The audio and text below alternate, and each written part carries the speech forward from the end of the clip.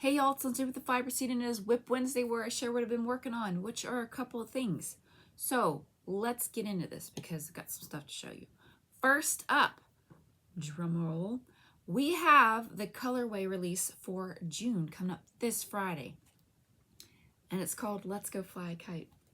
How cute is it? So there's a bunch of speckles. All those little bits are speckles. How gorgeous are they? And how it works up. Knitted up looks like this, and then crocheted looks like this. So check that out.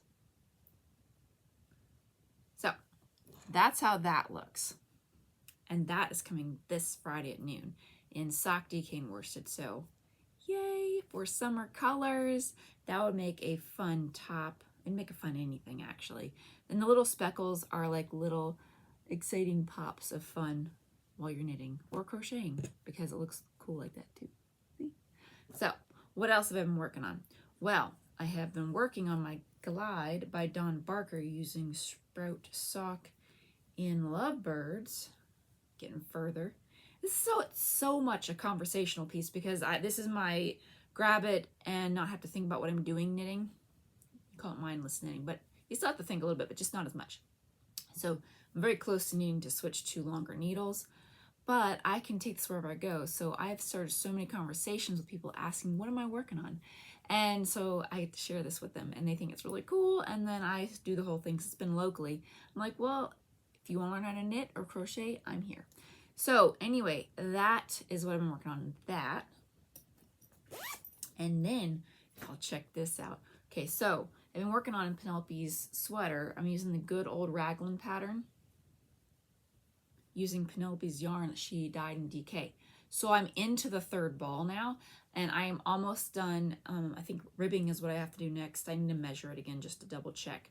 But look how it's turning out. I've been alternating balls because she dyed this yarn when she was 4. So, you know, it was questionable as to how it would look if I just kind of went one ball at a time.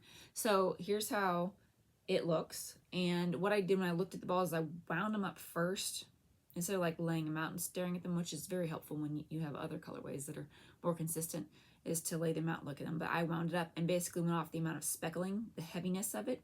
And I took the one that was in the middle and I put that one aside for my third ball. And then I took the other two that were heavier or lighter and put them together, and this is what I got. Ta-da! So, Good Old Raglan by the Twisted Knitwear.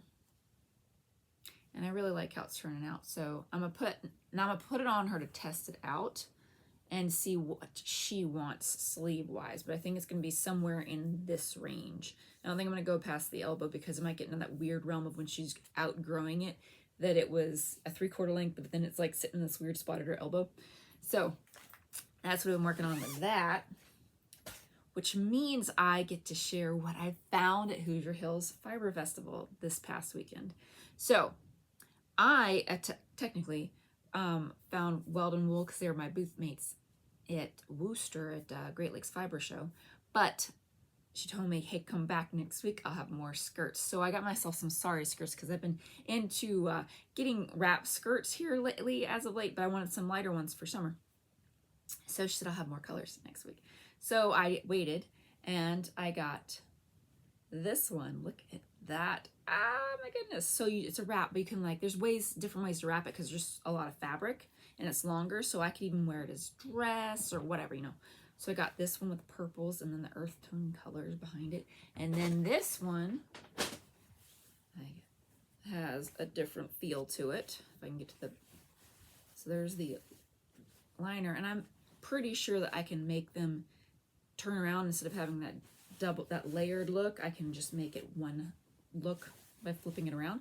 So I thought that was pretty cool that I could get that stuff and have it have multiple uses, if that makes sense. So those are the things I found there. And then at the Twisted Pico, I found some cute little crochet, I said Pico and then went to crochet. Anyway, embroidery, y'all. It's something I know how to do, but it's not my first go-to for things, but I enjoy doing it when I do that. So anyway, I got these cute little doll kits. So they're roughly like the length of this box. So like they're great for little hands. And so I'm going to make these as gifts. And the box, it's a kit. So it's like, other than the hoop and scissors, it's got everything you need. The stuffing, the different color floss, and it's also on a card with the numbers, so it's easy to determine what you're looking at, especially if you're jumping back into the embroidery game. So, and I also have levels. So I'm going to start out with this caterpillar because this is level 1, and then these are level 2s. So I'm excited about that. And then, as I had gotten to that section in her booth, Kelly had a bunch of tatting things, and it was, and hopefully I'm putting it to the point of how crochet used to be for me, which was I was not good at it and I didn't do it because I didn't like it. But then I did it and I liked it, and I've written patterns for it now. So I got her book, which is super instructional. It's got videos and everything, like links and stuff for tatting, because I have all this stuff and pointing where my tatting stuff is. Over here, I've got shuttles from my grandmothers who were fantastic tatters. And I can't do anything but make pants. I can't make it do this stuff. So I'm gonna learn. I'm gonna learn. And then I can use all of this, the thread and the shuttles and stuff I've got, and make some fun things. Yeah, so I'm excited about that. And then I wasn't making it. Other than that, that's for me. But the other things were gifts. But I went to Oh My Fibers, and I got myself a weaving kit for a wall hanging. So, and I can show this because I had my sister help me pick it out.